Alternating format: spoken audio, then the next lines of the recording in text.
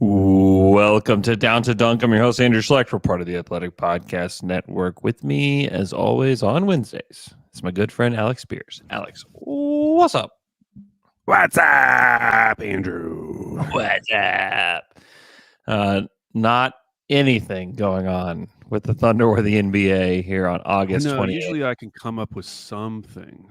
I know. There's always like some kind got of a news two-way last week. So it was so exciting. roster crunch. We don't even have a crunch this year. Yeah, wow, I hadn't thought about that. That was like a major talking point. I feel like we forced ourselves to do that every week. Who do you think? Remember the year with Teo and when he just traded away everyone that we were debating between? He traded away all of them to the Rockets. Yeah, that was great. Oh, that was amazing. Even last year, we had the whole thing with the arena. We had like the arena vote and all that stuff coming up. And really, we got nothing. We do have. I don't know if you've been listening to Sam Vecini's top 24 under 24. I have. Yeah. I haven't listened to part 2 yet. But I knew by the way it was left off that Dub and Chet were going to be in the part 2, which made me happy. Yeah, they're both in the top 9. I'll just say that. You should go listen to it. I made that prediction. Yeah, that every preseason ranking would have both of those guys over Şengün. And I will say there was one already that's not the case. I mean, all the major. What we've had so far is NBA 2K and Sam Vecini. Okay, so a video game and Sam Vecini, but the NBA Twitter one, I think Dub was ranked like right behind Şengün. It was just like random people voting on Twitter. But I still stand by my prediction. ESPN rank. Who else does it? SI, I think, does it. Yeah. Ringer. We'll see. Seth Partnow is not at the Athletic anymore. And so he used to do his tiers. So tiers are tricky, though. If they're in the same tier, it's technically not ranked ahead. I know, but honestly, there is a ranking within the tiers, whether you want to admit it or not. They are ranked. So, just saying. The one piece of Thunder news we got this week is learning that J-Dub is like a huge dork on the court and is constantly asking other players like X's and O's questions and pointing out plays to them. That was really funny. It was, if you haven't seen it yet, it's the JJ Redick Less podcast, whatever. That I didn't know it was still going. That was actually the first clip I saw where I was like, oh, they're still doing that. But it was Triple J and Trey Murphy, and they got asked who's the biggest talker in the NBA, and they both said Dub. And so you're immediately thinking, oh, I don't think of Dub as like a huge trash talker. And well, he's not. He likes asking them about plays they're running. Hey, why didn't that guy cut all game? Which I thought was very funny. It's amazing. It's so good. Okay, so we're going to go over some NBA over-unders today. We have a pretty interesting list of teams kind of all over the map here. Al, who do you want to start with? Oh, let's start with Andrew picked 3. I picked 3. Let's start with one that Andrew picked first. We'll go with the Los Angeles Lakers. The Lakers, who have an over-under of 43.5. Last year, they went 47 and 35. Their over-under last year was 47.5. They missed it by half a game. Oh, no. Their key additions, Dalton Connect and Bronny James, legitimately. Yep. That's it. I guess healthy Gabe Vincent and Jared Vanderbilt would be a key addition. Is Jared Vanderbilt healthy yet? I just don't know if he's. I don't know. Be ready. Okay. And then the key loss is really just Taurean Prince. So pretty much the same team as last year, which did win 47 games. And maybe they will get those 2 guys back for more games than they had them last year. I think they both played like around 30 games, Gabe Vincent and Vanderbilt. Yeah. So what do you think about the Lakers? I mean, the real major addition is JJ Redick. Oh, I didn't even. That's a great point. I usually put the coaches. Yes. JJ Redick is the biggest addition. Yeah. I have no clue what to think about him either. As Yeah. as an NBA coach, how do you know? He's obviously knows the game, but like every player knows the game. Like every player is smart. Every player knows like how to, organize an NBA team to a degree. Now it's like, how much of a difference can he make with this particular team is the question. And I don't know. I also wonder about LeBron being 40 years old and playing in the Olympics over the summer. Like physically, you never And really, AD. yeah, and AD, you never want to question him physically, but that last year they won 47 games and they got 76 games out of Anthony Davis and 71 out of LeBron. Are they And going to put that, to put that in perspective, like AD played 2,700 minutes, which is the most minutes he had played in a season since he was 24 years old. And his career high is only 27 minutes higher than that. 2,727 is his career high in minutes. Yeah. Since his 24-year-old season, the most minutes he had played before last year was around 2,100. So last year was like a true anomaly for this kind of like peak, for his the peak of his career. Yeah. And then LeBron, that was the most minutes he had played since the 17-18 season. And similarly was like a huge jump compared to the season since that season. So, yeah, I mean, Lakers fans, if you dare say that, like, you guys got a super lucky season last year, if you dare say that, the first thing they will do is bring up Gabe Vincent and Jared Vanderbilt. Well, if we had those guys, they would have been over a 50-win team. Let me tell you something about Gabe Vincent. His last season in Miami, that I guess people got excited about mainly because of the playoffs. He wasn't good. He shot 40% from the field. He was 33% from three. He's really had one good NBA season, 21-22. In that season, he shot 37% from three. He's never shot higher than 33% in any other season. He's at a negative BPM every single season in the NBA. Yep. I don't think Gabe Vincent's that good. I don't think he matters. And I don't think if he was playing on this team last year, it would have significantly changed their outlook. Now, Jared Vanderbilt, you can squint and see it. He has been on 4 teams before the age of 24, but he is a good rebounder. He's a good defender. He takes a lot of his shots from the corner, which he's not great at, but he maybe theoretically could be a 3-and-D guy. His last 3 seasons from the corners, he shot 37, 33, and 35. Yeah. Maybe there's something there. I mean, I don't know. Vanderbilt worked in Minnesota because he was next to Towns. Yeah, and AD just doesn't stretch like that. AD doesn't shoot enough, and if you're counting on him, he's not a floor spacer. Maybe he takes corner threes, but the problem is like no one guards him, so like it doesn't really matter. And he shot 31% last year from the corners in 29 games. The year before, 32%. He's a career 33%. Like he's just not a good and that you always have to kind of bump up what the corners are because it's an easier shot for these guys. He's not a good corner 3-point shooter. No one's going to guard him. It doesn't matter. So like he's one that I just don't care. Like we all know the guys that help LeBron teams are guys that hit threes and play defense. And if you can only do one or the other, I think you'd rather probably just have the 3-point shooting. And Vanderbilt just doesn't do that. So I'm not a believer that Vanderbilt is like a huge difference maker. And so then the question becomes, okay, what's going to be a bigger factor for this upcoming Lakers season? Them potentially getting those 2 guys back, or LeBron and AD not having career seasons in terms of minutes? Like what is more likely? That Gabe Vincent and Vanderbilt are going to come in and make a real impact, or that let's say AD plays 2,300 minutes and LeBron drops down a couple hundred minutes. That's like significant for the Lakers because they are the roster. Like I don't think any of us really believe Dalton Connect is coming in and setting the world on fire. Like he's going to probably get some minutes. Also Bronny James isn't doing it, unlikely to do anything.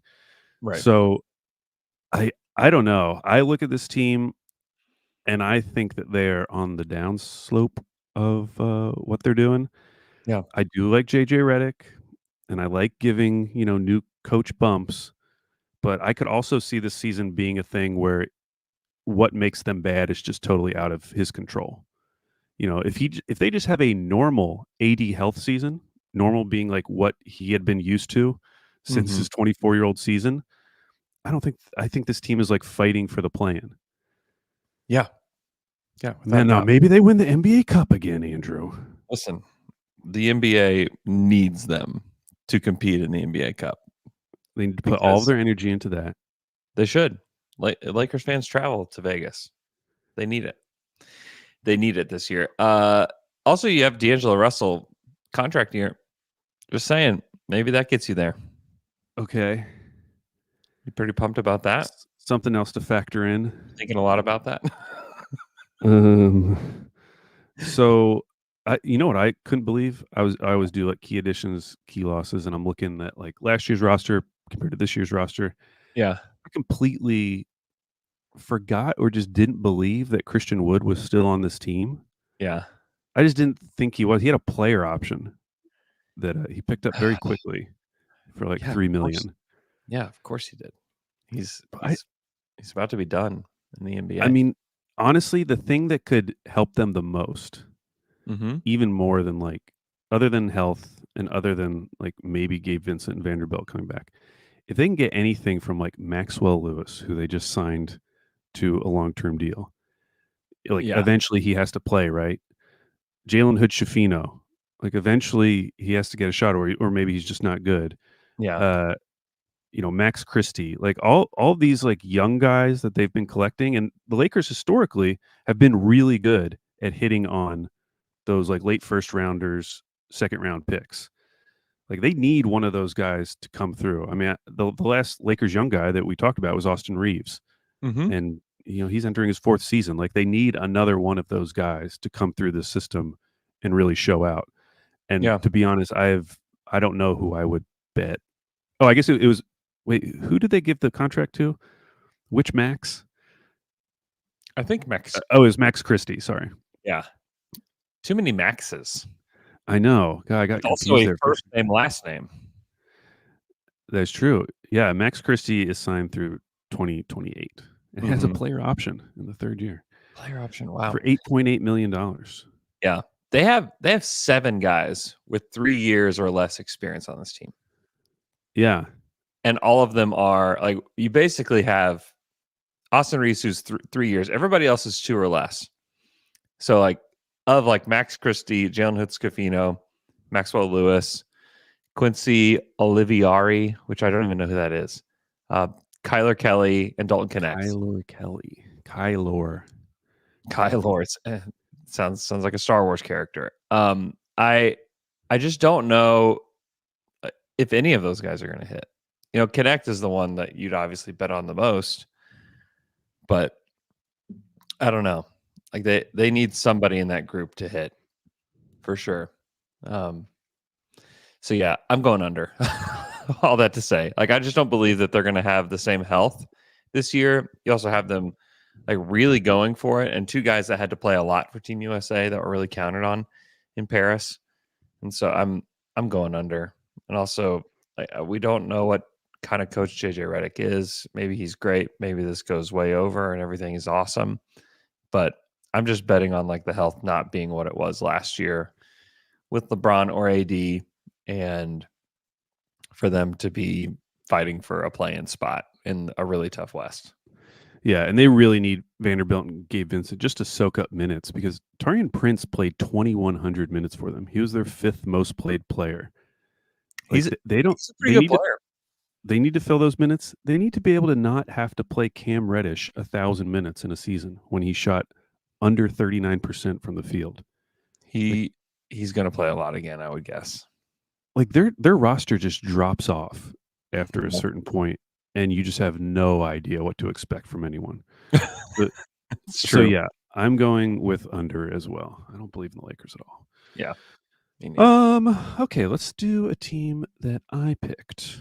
Hey, before we go to your team, yeah, I have to say, the person with the highest approval rate in my home this week is you, because Alex sent a box of boxes to my house, and it had 3 boxes in it, actually 4 boxes in it, but 3 boxes, one for each one of my kids, filled with NBA cards. And they were freaking out. I sent you a video of them. Like, they were making all kinds of noises. They were so excited to get these cards and to open them and to see what was inside. So yeah, I spent that was like a COVID leftover, because like during COVID, I had nothing to spend my money on, of course. And instead of investing it in all the dumb things that shot up and made people really rich, I was, paying top dollar for Darius Baisley rookie cards. And so I had a lot of good Baisley rookie cards that are There's now the see-through one, the see-through base. Sure, yeah, there's It's numbered cool. ones there. Cool. I did send them some cool. I did send them a Lou Dort rookie autograph, which that's neat. Yeah, they were pumped about that. And then 2 graded Shea rookies. Yeah, so those are cool. Yeah, Archie got the graded Shays, and he was very pumped about that one. Yeah, so there's some cool cards in there. Okay, let's go to the Chicago Bulls. The Chicago Bulls have an over-under of 27.5. Last year, they won 39 games. That's a pretty big drop. Their over-under was 37.5. Their key additions, Josh Giddey, Jalen Smith, Matas Buzelis, and Chris Duarte. Their key losses, DeMar DeRozan, Alex Caruso, and Andre Drummond. Of note, they do have a top 10 protected pick going to San Antonio this season. Mm-hmm. If it doesn't convey, it becomes top 8 in 26 and top 8 in 27. So the only note I have for them, because I couldn't really believe it, because they did win 39 games. Like, they weren't a terrible team. They were almost 500. Yeah.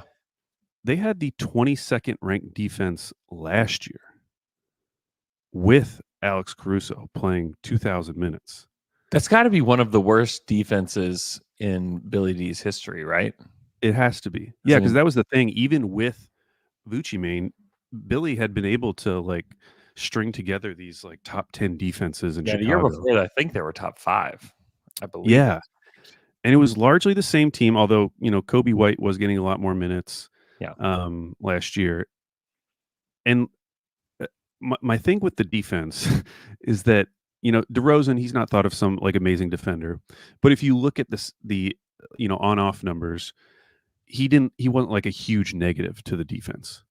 Mm-hmm. And same thing with Andre Drummond. I don't think he was like a huge negative to the defense. It wasn't like he was some amazing defender either. Caruso was like one of the most impactful defenders. Well, he was the most impactful defender on their team. Mm-hmm. They were fifth. They were 5th in 22-23. Yeah, like they were good. Yeah, so now you're bringing in Josh Giddey. We know he's not a great defender. Matas Buzelis is supposed to be a good defender. That's kind of like one of the selling points on him, but he is a rookie. Yeah. And just this idea of, are they going to start Giddey, Kobe White, Zach LaVine, Patrick Williams, and Vucevic? Like, that team is going to get lit up if that is the starting 5. And I think that will be. That seems likely. Yeah. And then I'm combining that with the idea that for the first time, and it feels like forever, it feels like they've finally picked a direction. They're ready to be bad. Yeah. Like, I don't think you finally make the Caruso move and also just kind of let DeRozan go, because they could have brought DeRozan back if they really wanted to. Unless you are really committed to getting this pick that is going to the Spurs. Now, they could win 28 or more games and still keep that pick. But and maybe this is just projection from like reading Bulls fans, but Bulls fans, it feels like, are excited about the idea of like, we're finally going for this. Like, we're actually going to try to get a good pick, and it's an amazing draft to do it in. Mm-hmm. And I'm kind of buying into that. So for that reason, I am going to go under. Because I think they are committed to it. I think if they can get like 2 good months out of Zach LaVine and trade him for anything, where it's just like neutral value, I think they would. And So yeah, I think I'm going to go under on Chicago, even though that would be a massive drop. I mean, they won 39 games last year.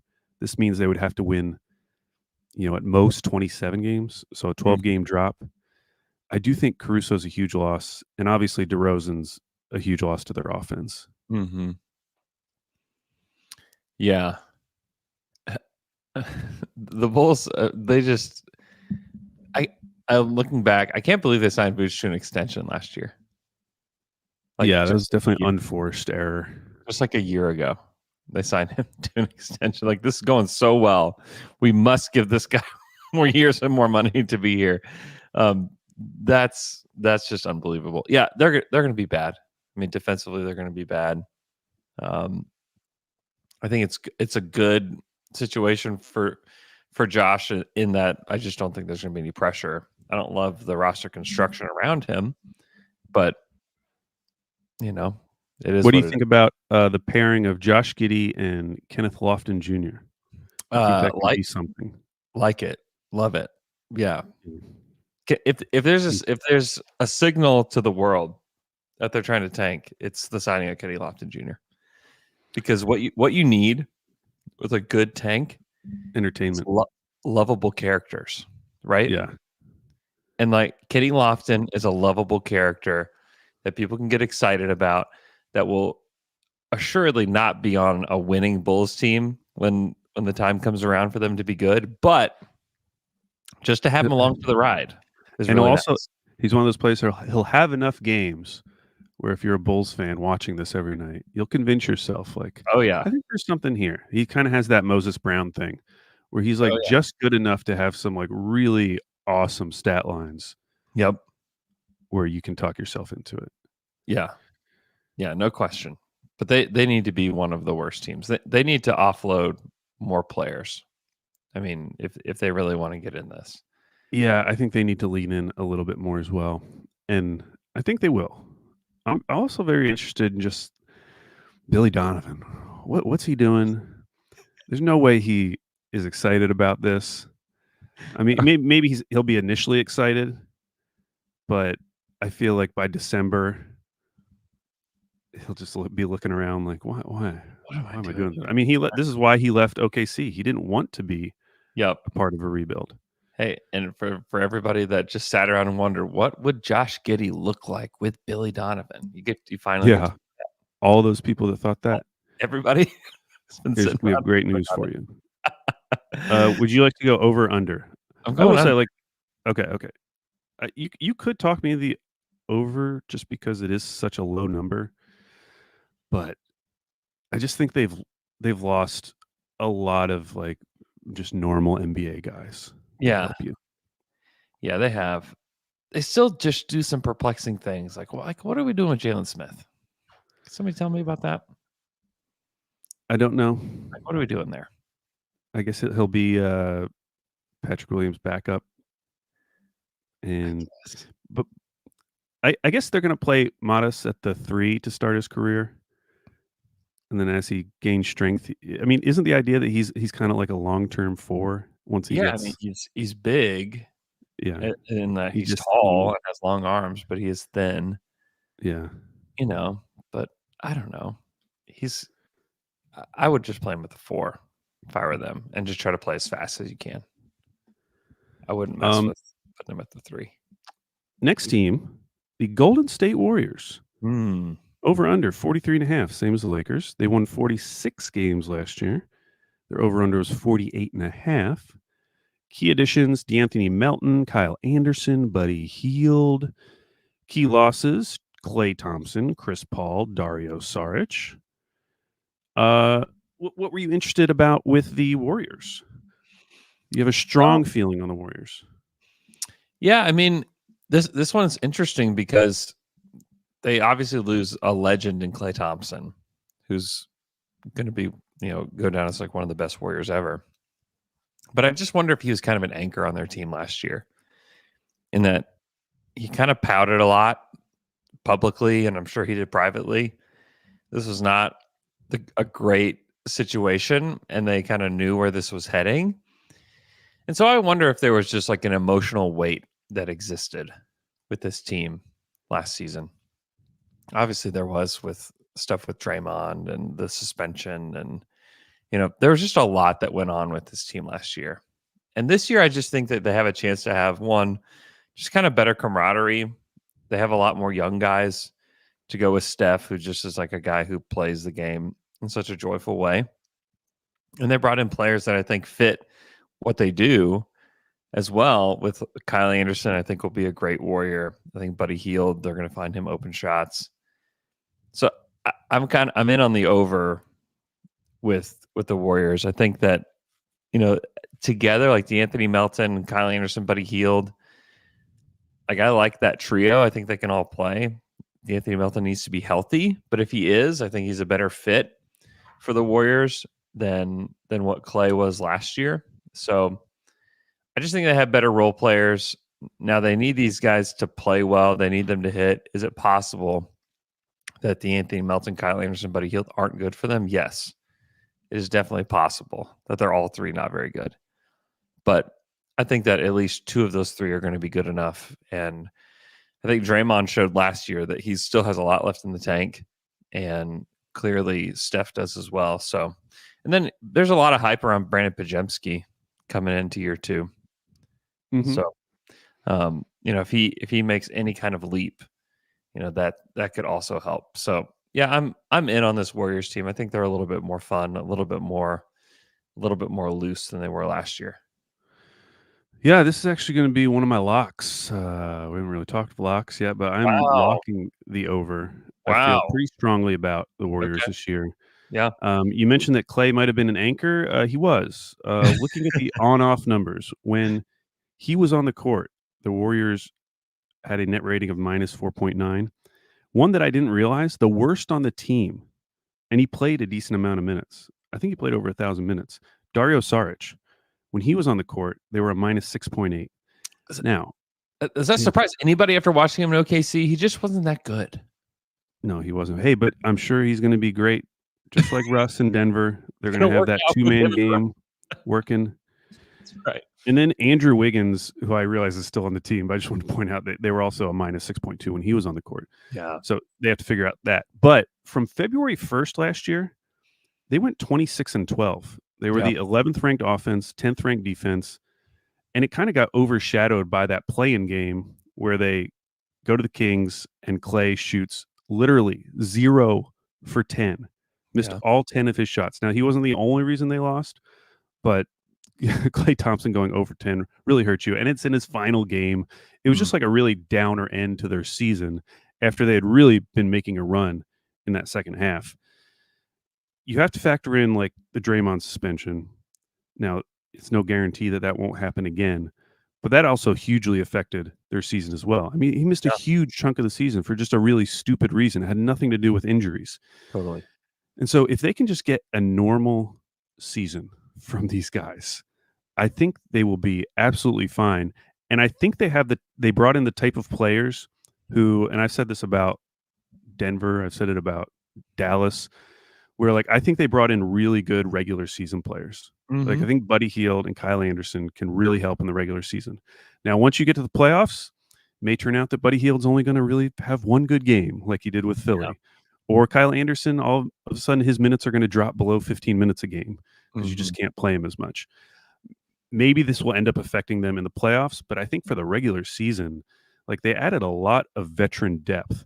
And if you believe in any of their young guys taking a step forward, like Kuminga or Moody or Podziemski, I think they're going to be fine. It obviously all comes down to Steph's health. I mean, we've seen when Steph misses any amount of time, all of a sudden they become a tanking team. Yeah.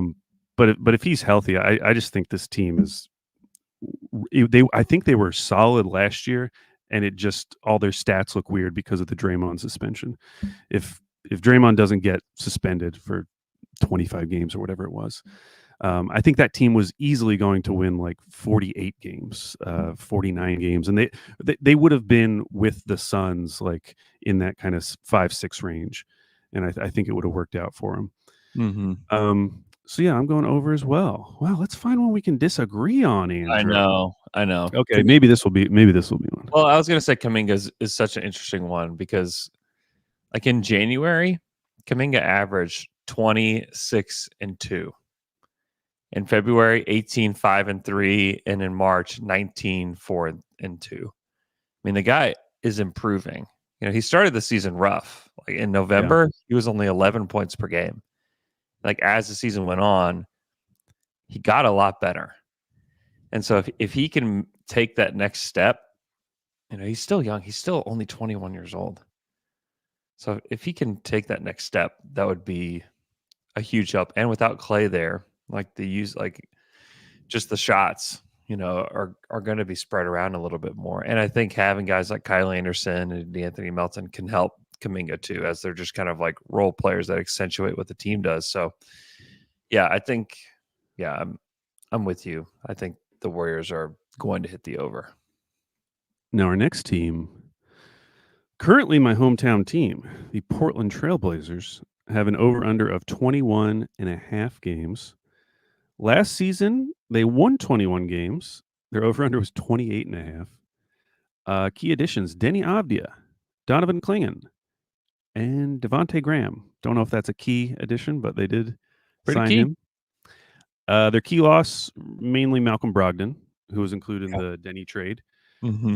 Now, they did have the profile of an 18-win team last year. They were the 29th ranked offense and the 23rd ranked defense. Another knock against them. This is their opening schedule. First 13 games of the Portland Trailblazers season. Golden State, New Orleans, Sacramento, Clippers, Thunder, Suns, New Orleans, Spurs, Wolves, Grizzlies, Wolves.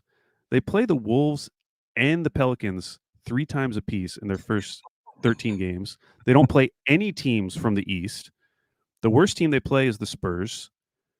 That is a brutal opening stretch. Mm-hmm. And another weird thing about this season for them is that this is a lame duck season for Chauncey Billups. Yeah. Because they don't want to pay him to not coach, which I don't get, especially like when you get the final year. If you believe that there's like an up and coming young coach who's a really good developmental coach, I don't know why you wouldn't go for it and just eat the money, because you can probably get that coach for a lot cheaper than you paid Chauncey Billups initially. Yeah. But they're keeping Chauncey Billups around, so he's here for one more season. Definitely won't be back. I mean, I can't imagine him being back after next year. Yeah, like, what could he possibly show this season that would change their mind? I have no idea. What does Chauncey Billups do as a coach? So what you hear from Portland media is that basically all the players love him. Like he's very good, like behind the scenes as a communicator. Like all the players really, really like him. Mm-hmm. So like on an interpersonal level, I think he's like A+. Okay. But X's and O's, and I mean, in his defense, this team, I mean, this roster has been a mess. I mean, he is sort of like the Steven Silas thing, where you get promised this roster that has this all-star on it. You feel like you're coming to this team that's ready to push for the playoffs again. Then Dame gets hurt. I mean, because they had Dame and CJ at that time. Dame gets hurt 2 seasons in a row, and then they end up tanking both of those seasons. And then they trade Dame, and now it's just like a full rebuild for last season and now this upcoming season. This is going to be their 4th season, basically, as a tanking team, which is a long time for Portland. I mean, they were good for a very long time. One other stat I thought was interesting is just their rim pressure from their young guys. So Scoot took 33% of his shots at the rim, which is 74th percentile for point guards. He shot 46% at the rim for the season. Yeah. Even if you just look at his last 19 games, when he apparently got much, much better, it was also 46% at the rim. Yeah. So like his finishing has to get better. Same with Shaedon Sharpe, 34% of his shots at the rim, 70th percentile for wings, shot 54% at the rim. Yeah. So if they have these young guys who can create rim pressure, which is great, but neither of them can really finish at a high level yet. So you hope you see some improvement there. And maybe, Donovan Clingan setting some crazy screens will help them get some clear looks at the rim. I do think like Denny Avdia is a legitimate NBA player. And we're going to talk about the Wizards coming up, but like He was very important to that 15-win Wizards team last year, as important as you can be to a 15-win team. But here's where I'm going with this.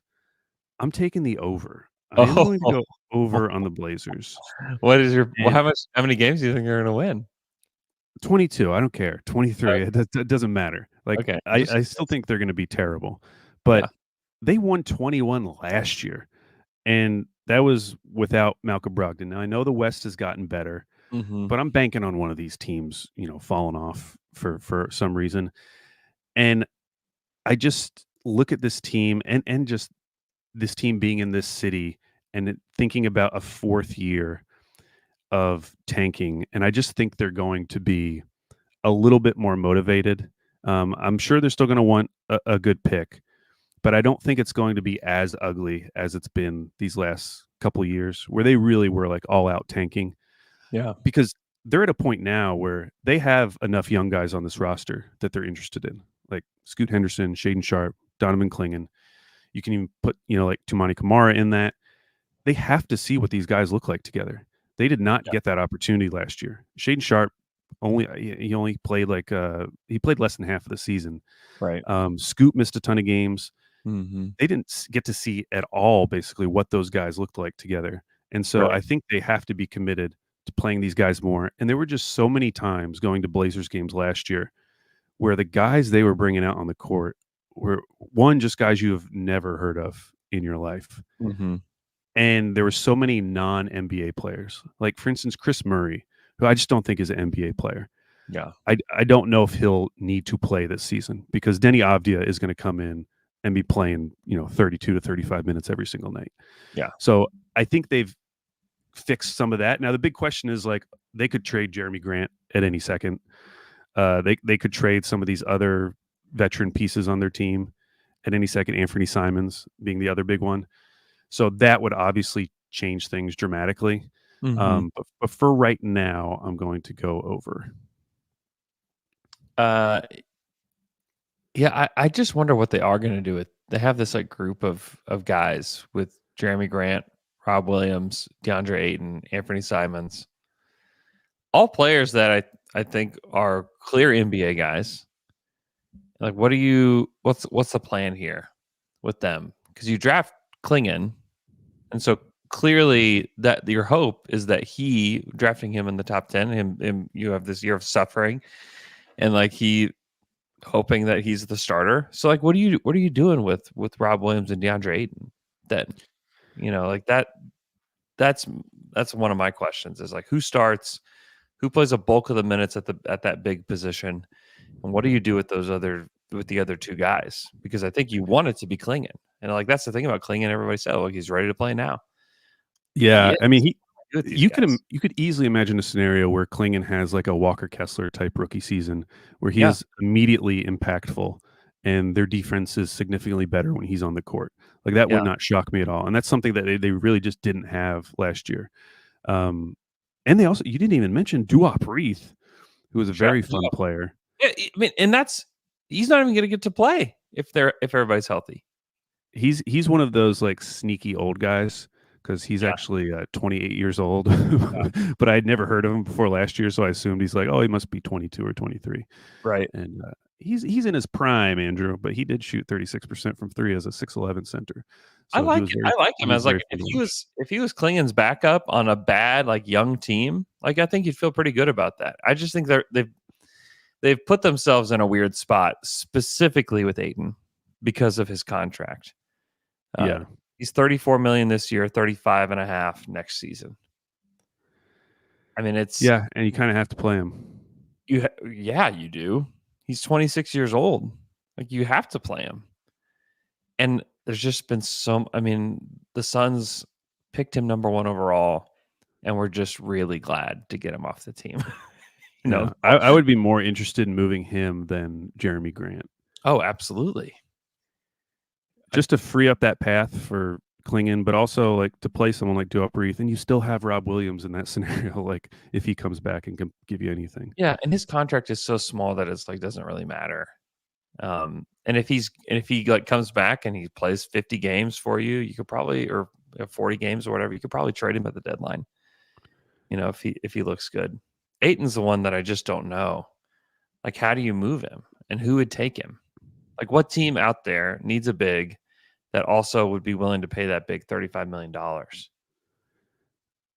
I mean, really, the only team that's been brought up is the Pelicans, just because they obviously need a center. Yeah, and I'm not touching 8 with a 10-foot pole if I'm them, because I don't think he helps them. That's the thing with Ayton. Is like, I just don't think he really helps anybody. Well, it's weird because I mean he was incredible in that playoff run. Like when they went to the finals, I mean his efficiency was like absurd. So, like, as bad as his reputation has got, like we once were like very excited about DeAndre Ayton. Like the Valley Oop was a thing, and that playoff run was incredible. I mean, he's having game after game where he's shooting like 10 for 10 from the field and whatever. Yeah. So, but then the next year, he basically just decides he doesn't want to play against Jokic. Yeah, and I mean, not to blame Monty Williams again, but I do think there was weird Monty Williams things. There's no question. On. There's no question that's right. Yeah, I mean, in the 21-22 season, in the playoffs, Ayton was 18 points, 9 boards, 1.7 assists per game. Shot 64% from the field. Yeah. Like there is a good player somewhere, but I just don't know, like, how do you unlock that, and how do you feel good personality wise with him? I think are like some big questions. Yeah, I mean the great thing about Phoenix was like he had a ton of spacing around him, because at that time you have Cam Johnson, Mikal Bridges, Devin Booker, and now he's on a Portland team where, I mean, really no one can shoot. I mean, Jeremy Grant, he can shoot. But like Shaedon Sharpe hasn't been a shooter yet. He's projected to be a shooter. Scoot Henderson obviously hasn't shot. Like Matisse Thybulle technically is shooting. I mean, his percentages are good, but he's of course not thought of as a shooter. Mm-hmm. No one's really guarding him. Klingon's not going to be a shooter. Denny Avdia just had his first good shooting season of his career. Chris Murray was supposed to be a shooter, hasn't been a shooter at all. And then you have Simon. Simons and Grant are really like the two shooters on this team. Mm-hmm. And so maybe, if he could find a team where there was a lot of spacing like he had back in Phoenix, you could make something work. But I'm just going through the teams now, and it's just hard to find a team that would make sense. It's tough. One of the teams that I would maybe look at is Atlanta, and just that I don't really feel like Atlanta's really going anywhere. And so just taking a swing on a guy that has like really high upside like that, like you trade Capella and Larry Nance and like a first rounder or something. Yeah. And then you just hope that he and Trae Young can have like good pick and roll chemistry. But like that's the kind of situation where it's like we're kind of mediocre. Things haven't worked out, but maybe they want to get a look at this roster the way that it is. But honestly, it seems like something that Jazz would do. Gross. Pair him with Lowry, who stretches the floor. Yeah. I don't know. I just feel like the Jazz are in on anyone. The Jazz can talk themselves into anyone. I'm sure they could. I don't know. But yeah, the rest of these teams, it's really tough. Yeah, I've got nothing there. So anyways, I'm going slight over. What would you like to do? Huh? I hate to agree. I'm a Scoot believer. Oh. Like I think that he was able to get to his spots. And I think that he, from all indications, is a really hard worker. And I think getting a year under his belt, and then I think he'll come back better, which I think will be like the biggest improvement. Like most rookie point guards just aren't very good. So yeah. I think that he'll come back better, which will help now a lot. Okay, maybe we can. No, we're not going to disagree on this next one. I know. Okay, Washington Wizards, 22.5 over under for a team that won 15 games last year. They had an over under of 24.5 last year. Their key additions: Alex Sarr, Keyshawn George, Bub Carrington, Jonas Valanciunas, Malcolm Brogdon. Their key losses: Denny Avdia, Tyus Jones, Landry Shamet. Now they did have the expected wins of a 19.4 win team. Wow. So they're a little better. Okay, so I mentioned Denny earlier. Yeah. So when Denny was on the court, the Wizards were a plus 7.9. Now they were still awful overall, but if you go through and look at all of the pairings on PBP stats, it's incredible. So like Denny plus Jordan Poole, they were a -7. Jordan Poole without Denny, -18.5. Denny plus Corey Kispert, -4.8. Kispert without Denny, -17.8. Denny plus Kuz, -8. Kuz without Denny, -16. They were so bad when Denny Avdia was not on the court. And I'm talking about a team that won 15 games. Their defense allowed 6.1 fewer points per 100 possessions when Denny was on the court, which is in the 90th percentile in terms of impact. You remove that player from the team. They already removed Daniel Gafford at the trade deadline. He was the second best in terms of on-off numbers. And even Landry Shamet was a positive for them. Pretty much every other player on their team was a negative. And now they're coming in this season adding just a ton of rookies, 3 rookies, Jonas Valanciunas for some reason, and then Malcolm Brogdon, who hasn't really played. He didn't really play last year. He had that one great season in Boston. He was hurt several of the seasons before that. So who knows if he's going to be anything.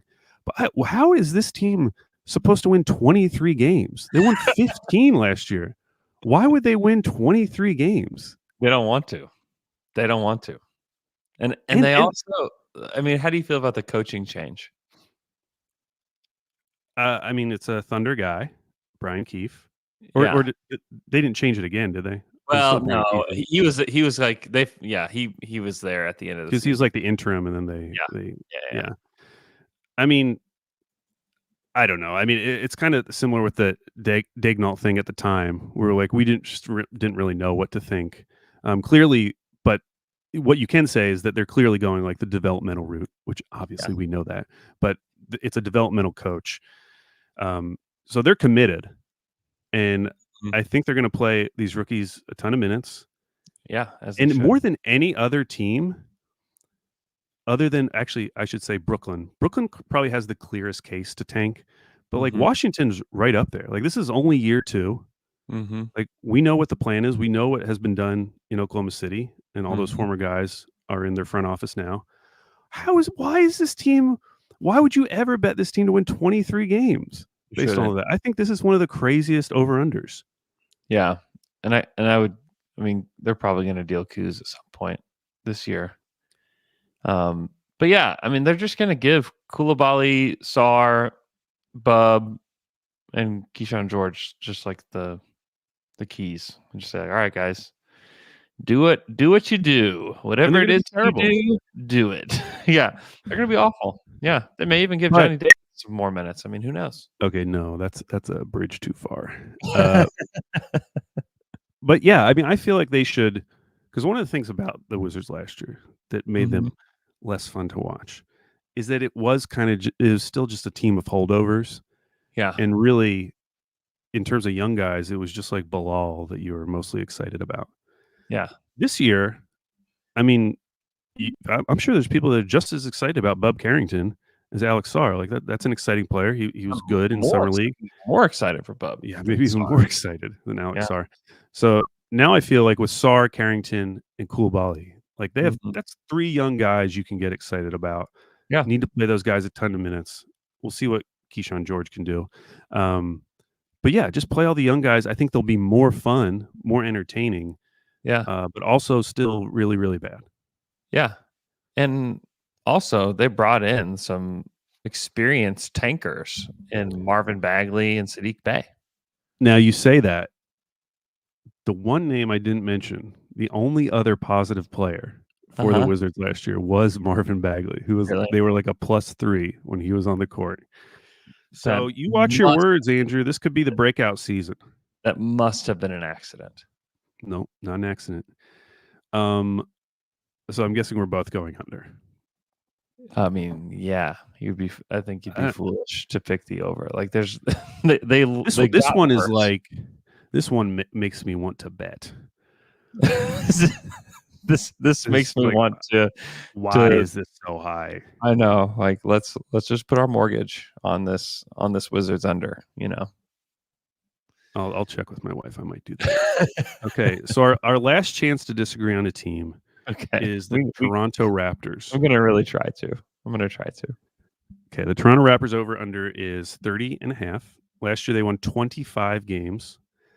Their over-under was 36.5. They added a lot of rookies, Jonathan Mobo and Jacoby Walter.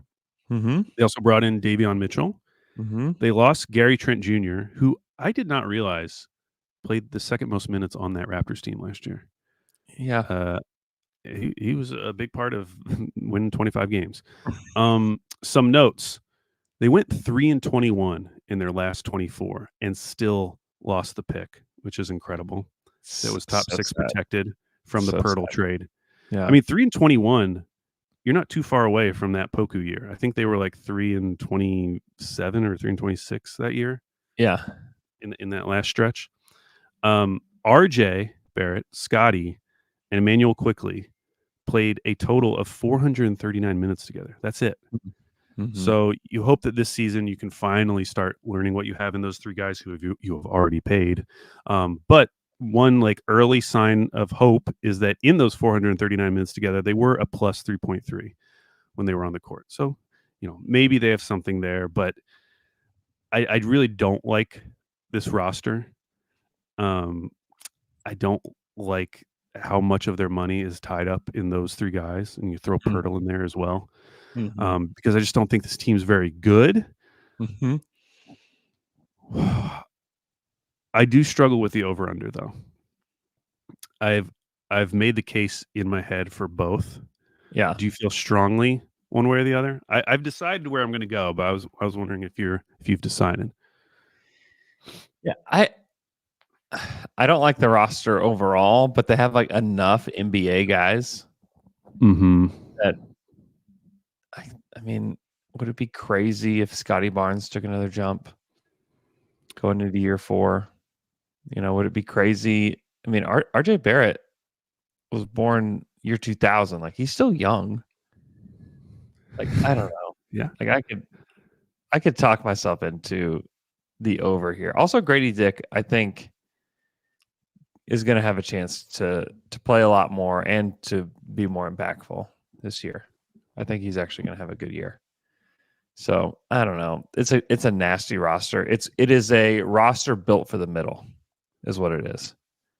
Like when these guys all hit their prime, like when Scotty and RJ and Quickly and all these and Grady Dick all hit their prime, the best case scenario is like 4 or 5 seed fighting to play the number 1 seed in the round 1 and getting knocked out in round 2. If everything goes perfectly, that's what happens. Like I just don't understand their plan. So I do feel I actually would go with the over, especially in the Eastern Conference where there's like some matches. Do we agree again? Yeah. And also like the Kelly Olynyk thing. Like, why are you the team to trade for Kelly Olynyk? I know. What are we doing here? Like, why are you the team? I mean, they might get a healthy season from Bruce Brown, where all of a sudden, like, they'll have an 8-man rotation of like legitimate NBA guys. I know. They traded for Davion Mitchell. I don't love Davion Mitchell, but the guy can play. I don't know. Like I like Jamal Shed from Houston too. I think that he is a guy that is just a gamer. I don't know how much he'll play this year for them. Their only saving grace is if they're just like, man, we really need to develop Jacoby Walter, because I do think that he's the kind of player that takes some time for him to figure it out. Sure. But I think he's going to be with the 905. Like I don't think he's going to play a ton for the Raptors because they have a bunch of guys at that position. So I don't know. Yeah, Andrew, everyone agreed on all of them. Says that it really feels like they just want to slowly acquire the whole Canadian national team. Maybe they do, but they only got 2 guys that are Canadian. It's not like they have a bunch of guys. They just have 2 in RJ and Kelly Olynyk. That's it. So I don't know. And also, all respect to the Canadian national team, but like Why?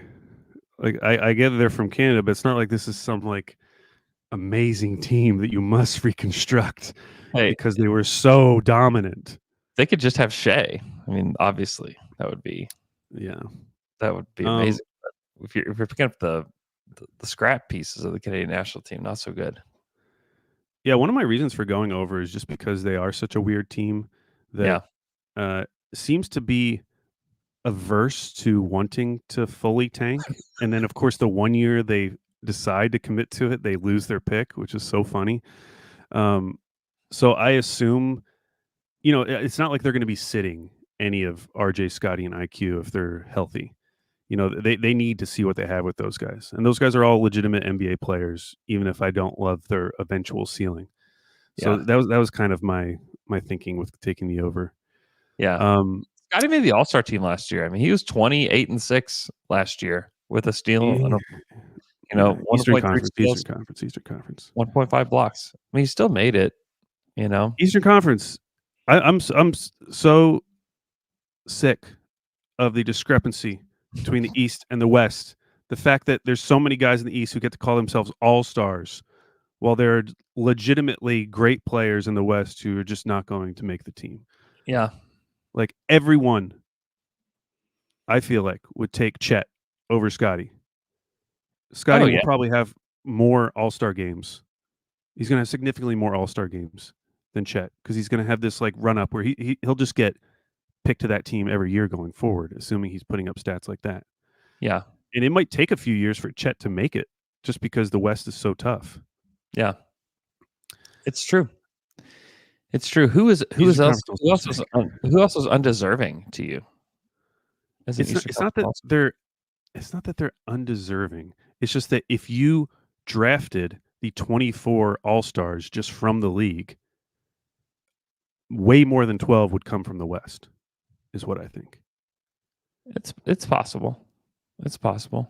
Yeah, I don't think like Trae Young or Julius Randle. Paulo Banchero's not making last year's All-Star game if you're drafting from the whole league. He's not. Probably not. Probably not. But I don't know. I like Scotty. Scotty was an injury replacement. Yeah, he was. So, but I don't know. He's a good player. But he's the exact kind of star that gets you to the middle. Like I think there's a chance that he does make a leap. But I don't think that he's going to be a top 10 NBA player. I think he's probably like a top 25 NBA player that's like that you're going to pay as your best player.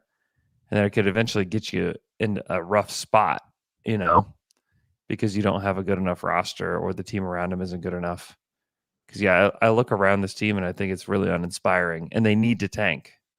Like they need to get a high draft pick.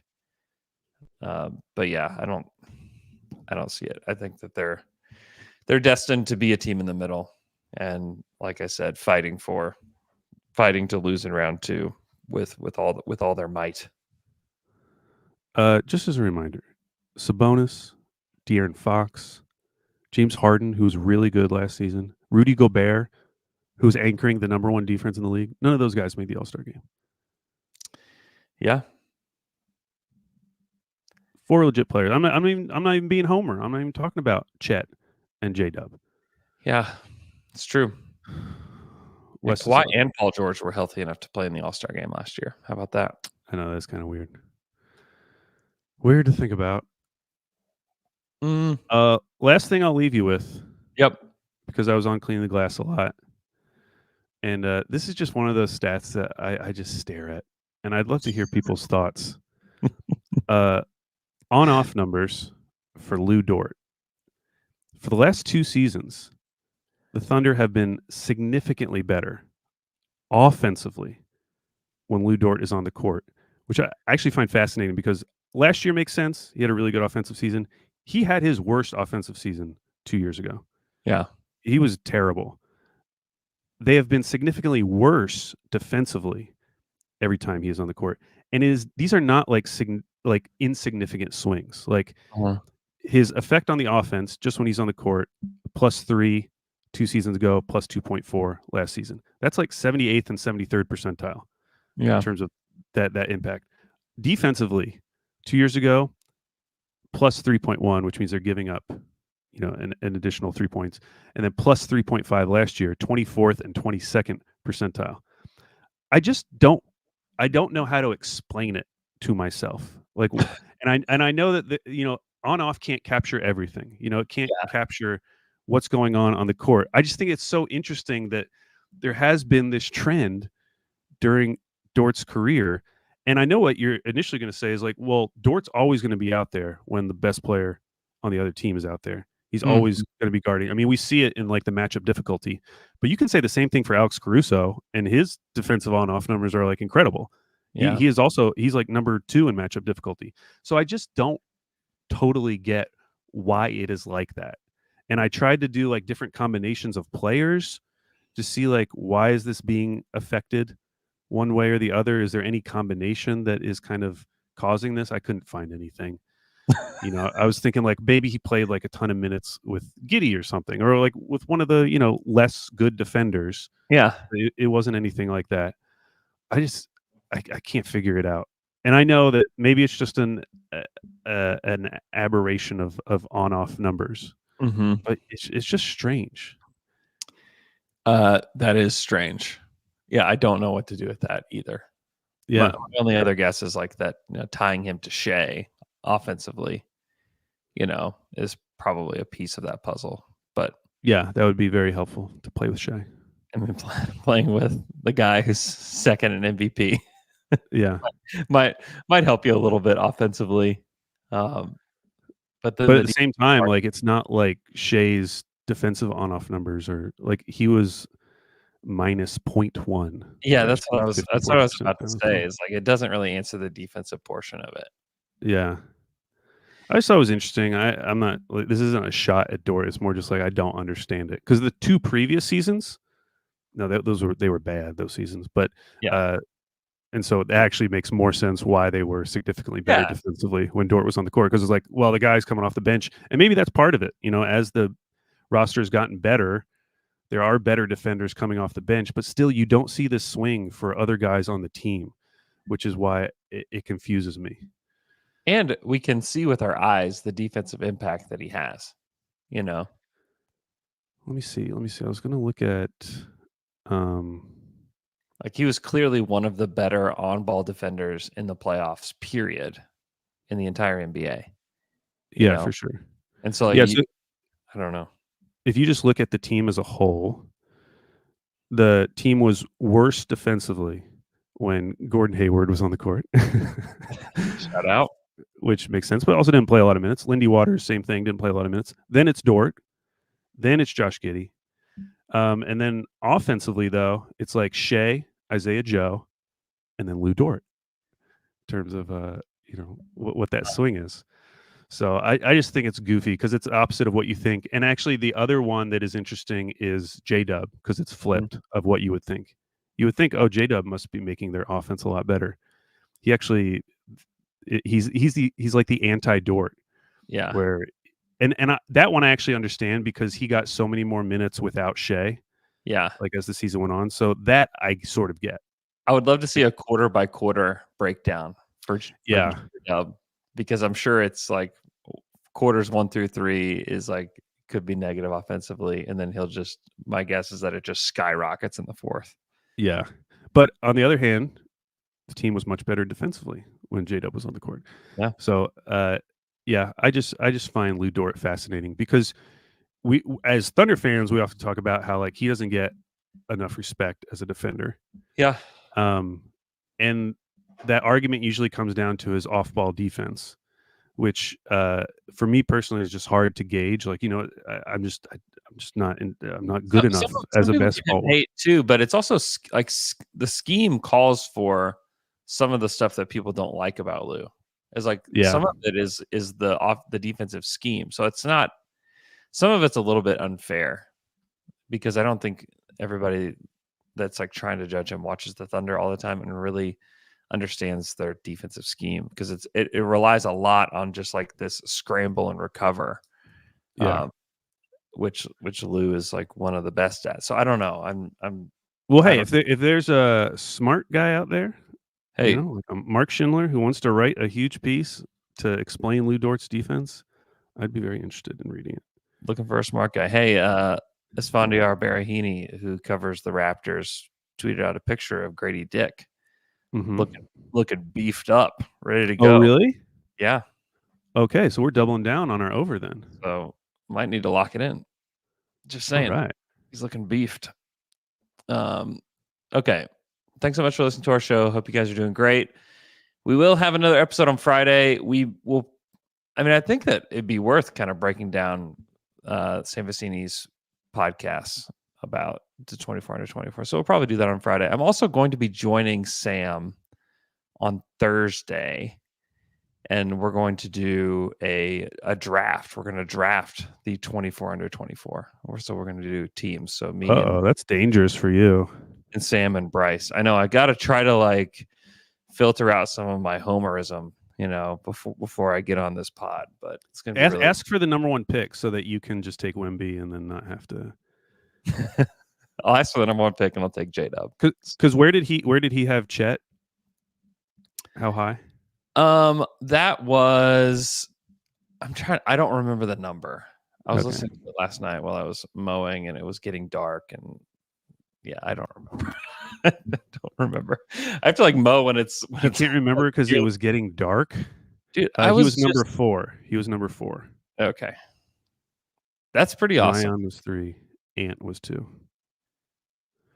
Yeah, I mean, I can't have any complaints about that. Okay, you should actually ask for pick 2, because that way, if you want to, well, I mean, you could take Chet, but you could take Ant. No one would fault you, and then someone else will take Chet. Maybe I'll just take every Thunder player I can. But also you could just do that. My third pick. Did you see the piece on The Athletic? Or yes, basically drafted like every Rockets. Yes, I did. I was thoroughly disappointed reading that in Kelly. Like, come on, guys. Even James was taking all the Pistons guys. It's like, stop! Like, stop this! Don't do that. Like, let's have some objectivity here. Like, I know those are the guys that you've watched, but like, don't take Cam Whitmore in this draft. Don't do that. Stop that. Don't do this. Oh man. T. Dot asks, what Sirius XM show are you on? I was on Sam Mitchell's show. So I don't know. Former Raptors coach. Yeah, they've had me on like twice in the last 2 weeks. I guess like they really need to fill time to have me on. But yeah, no, that was fun. Yeah. Oh, Brian K says Sam had J-Dub 4th overall on his list. On his own personal list. Yeah. Wow. Yeah. He kept saying this phrase that he thinks he's going to be like the next Jimmy Butler. Huh. Well, I mean, freeing up that usage by trading Giddey, this is the opportunity. I've been saying it over the last couple of weeks. I think that everything is being set up for J-Dub to have a huge year. Like this whole operation. Obviously Shea and Chet as well, but J-Dub specifically, I think, is going to be set up to have a huge year, which is very exciting. So, okay. Hope everybody has a great rest of your Wednesday, and we'll talk to you guys again on Friday.